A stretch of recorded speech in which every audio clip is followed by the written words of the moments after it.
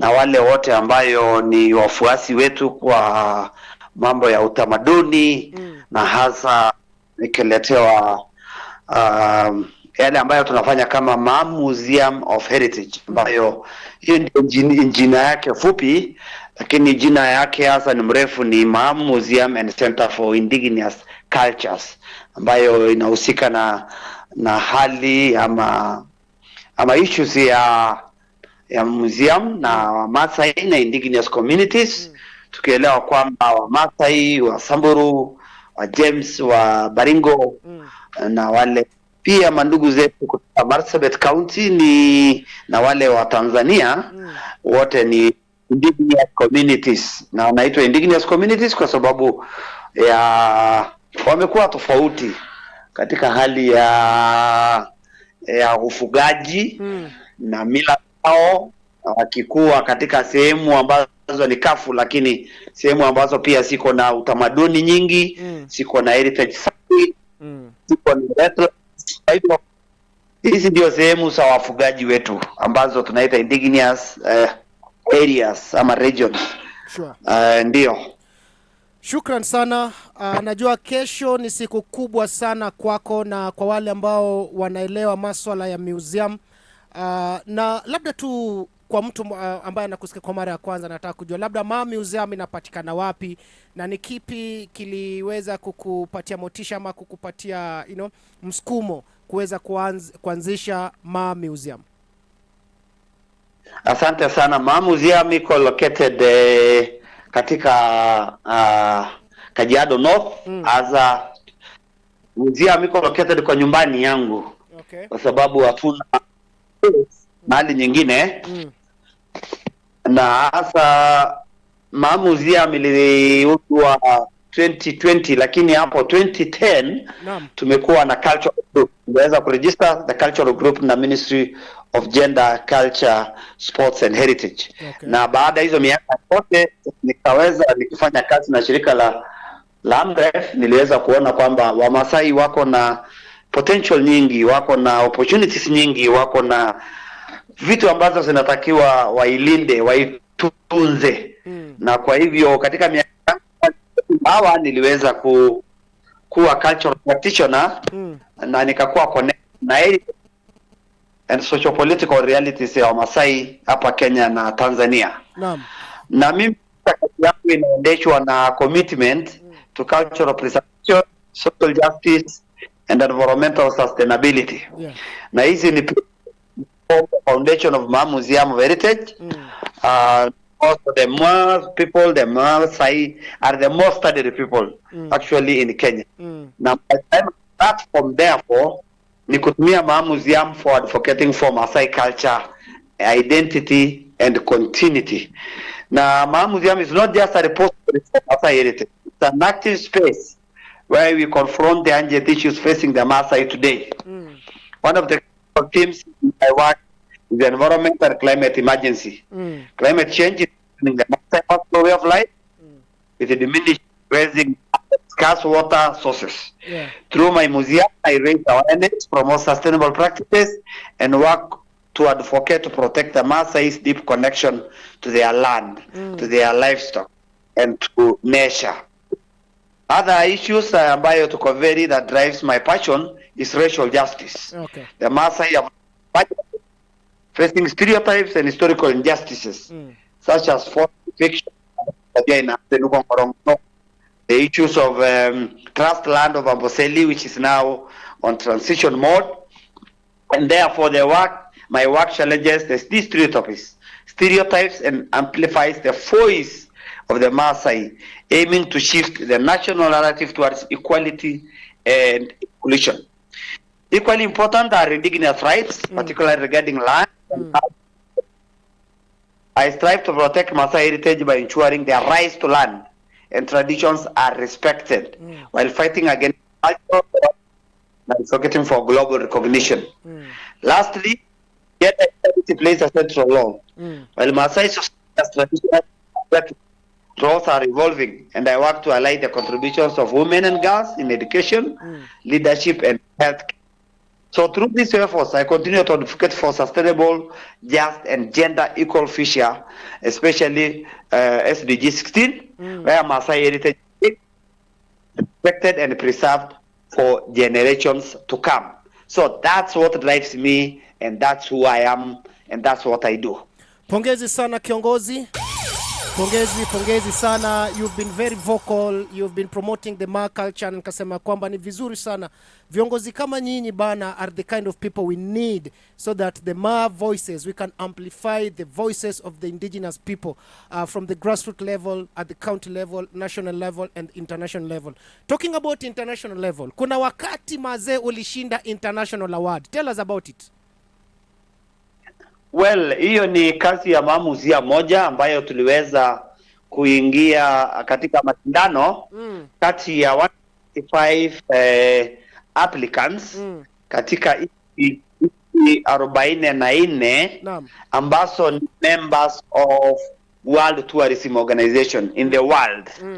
Na tuliweza sisi kuingia katika hiyo, tukafanya utafiti wetu na tuliweza kuapply wakati huo 2021. Kila member state kama Kenya na other countries waliulizwa wa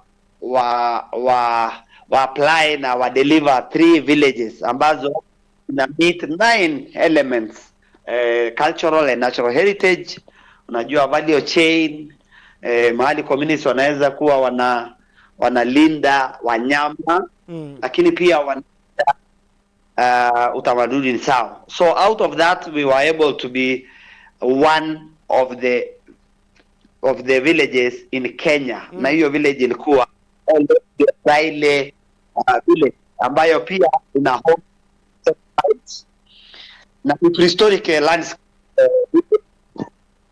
na zingine ambazo tunaweza kuapply pamoja na hiyo ni kuapply vile ya Momo ambayo iko Kajiado South.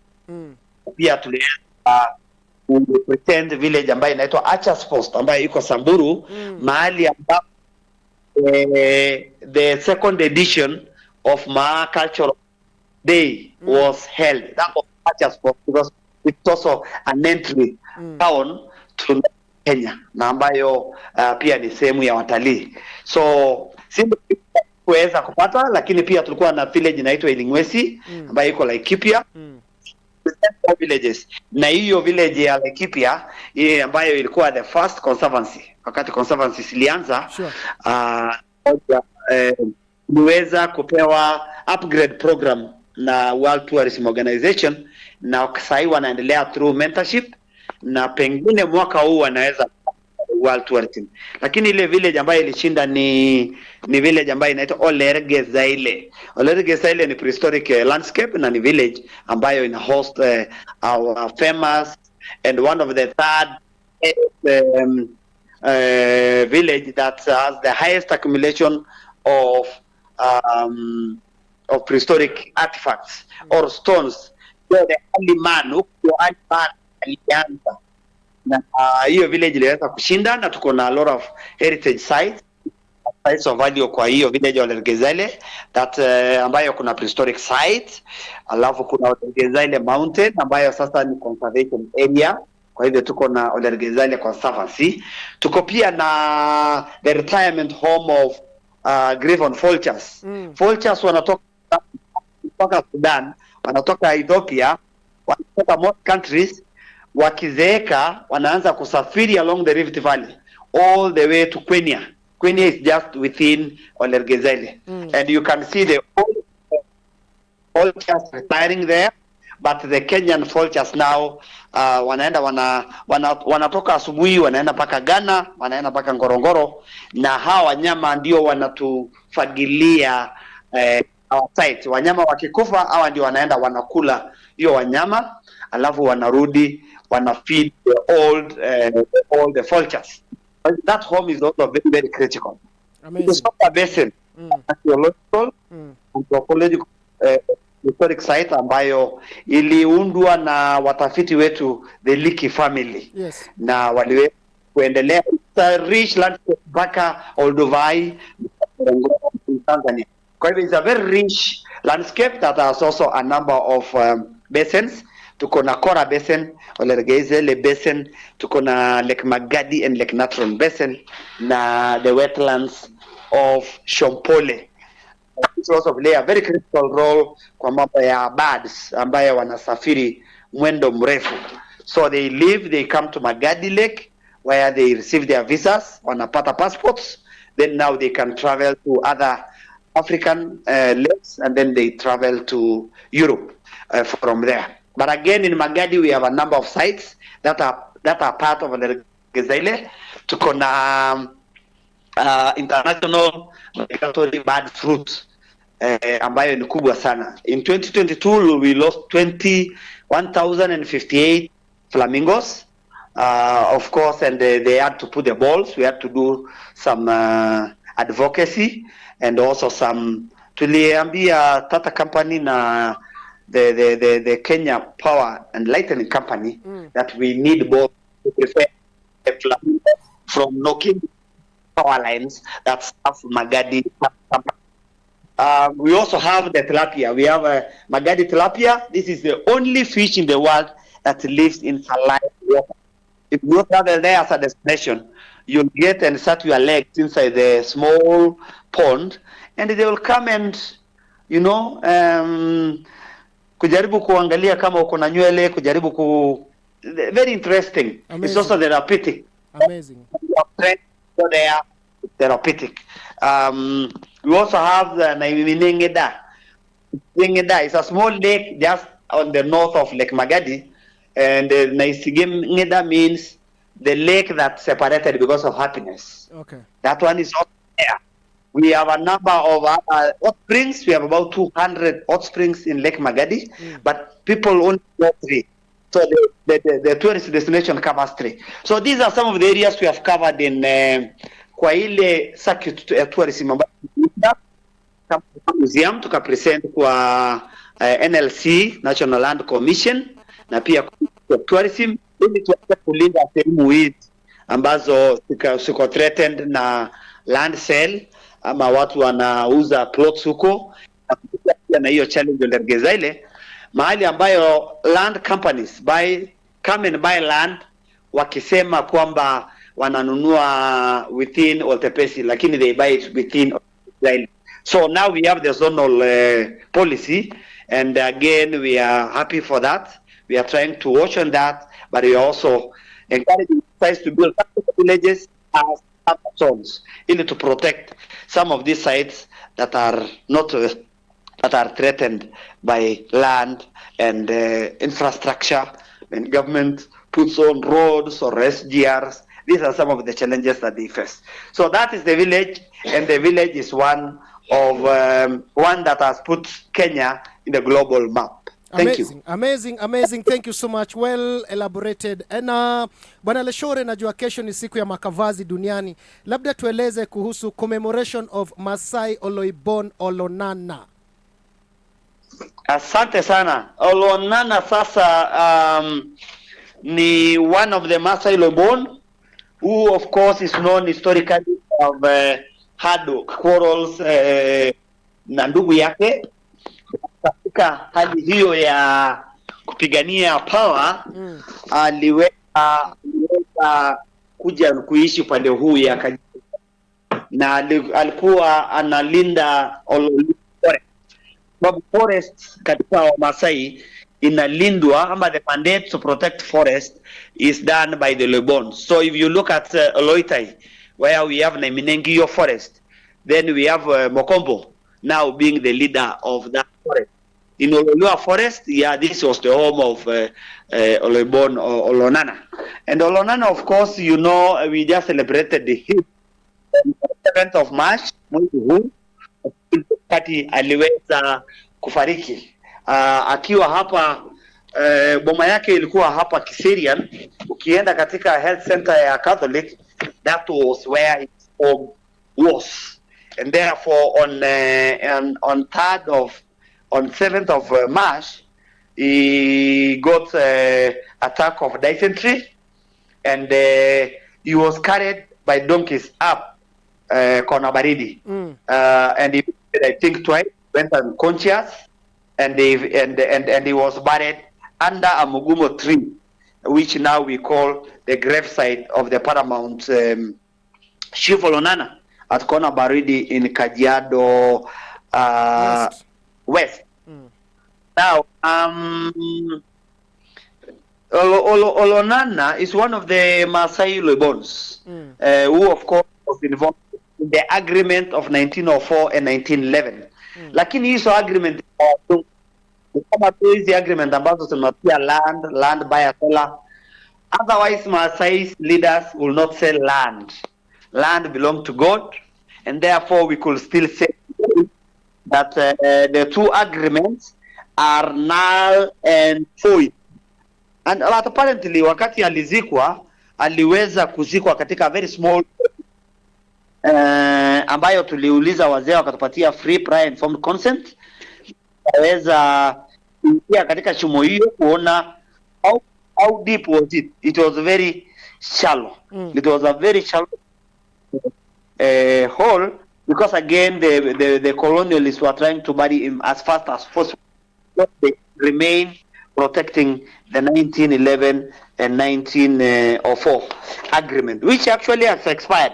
And I think it is time now. Some of these sites, Lake Magadi, are part of the Southern Reserve. Na kuna pia Northern Reserve ambayo Wasamburu waliweza kukumwa. So today that particular site, the government through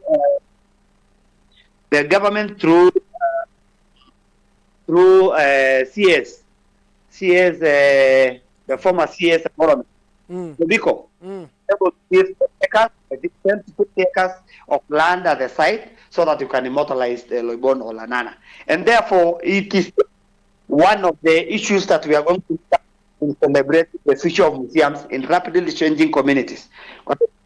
Museums najaribu kunavigate na contribute to changing communities socially, technologically, environmentally, and also shifts that are happening. And therefore, within Sustainable Development Goal 8 and 9, then we are able as museums to play a role to contribute to changing communities, building resilient infrastructure, promoting inclusive and sustainable industrial, and fostering innovation. So we have a role to act as catalyst of change and protect that site, support local economies through tourism and culture, embrace technology and innovation, including the CBC, where children make artifacts and where culture is really in the center of the curriculum system, and also to enhance accessibility. So one the things that we are doing in terms of preservation and preservation, yes, and to ensure that Yado County has something to choke.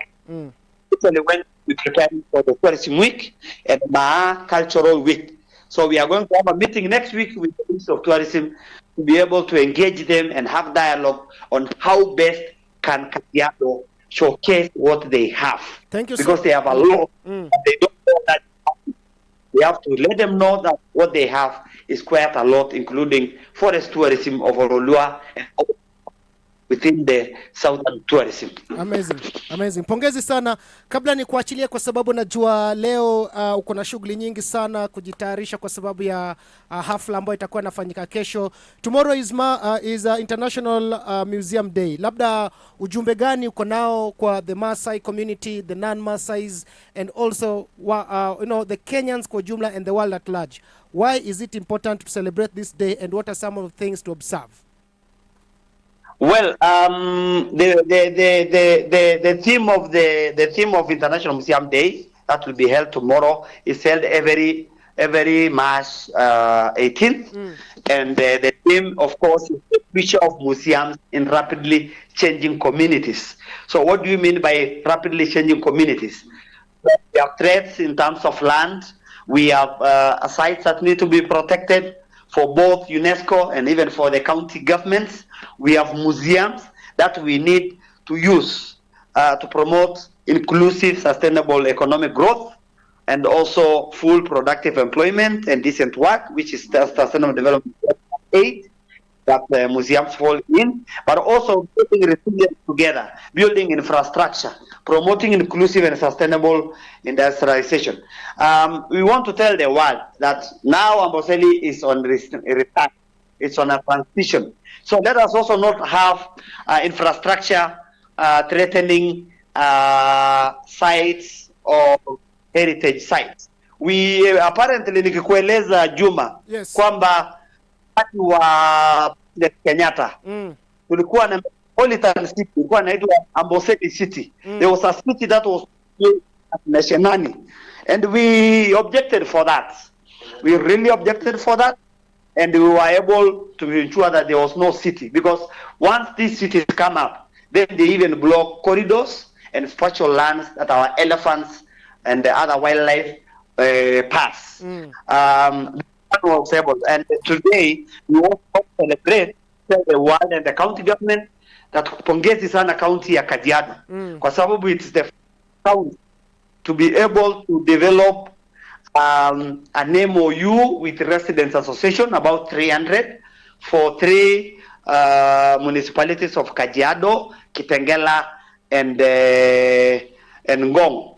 So we are now able to work with the developers and say, because we don't have infrastructure, because we don't have sewerage, because we don't have enough roads, we cannot approve any infrastructure like flats of many buildings that you can hear in Nairobi, are also flats that are coming up with sitaenda mpaka kwa sky. So we want to make sure, and you have seen the